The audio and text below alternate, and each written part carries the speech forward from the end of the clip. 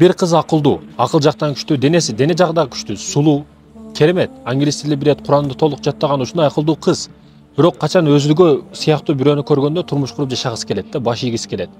Качан ошону күйөө деп билгенде, анын алдында баш иштебей калат, канча акылдуу болсо дагы. Баш ийет толук түрдө.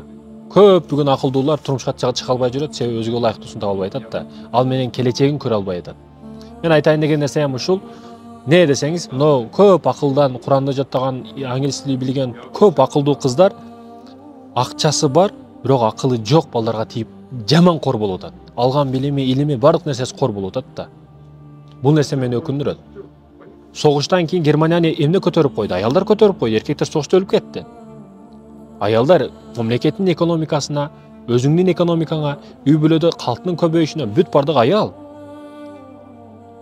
Ошондуктан күйөөсү акылдуу болуш керек. Ошого ылайыктуу баягы тең-теңи менен, ит сөөгү менен деген маселе туура да мекендешим.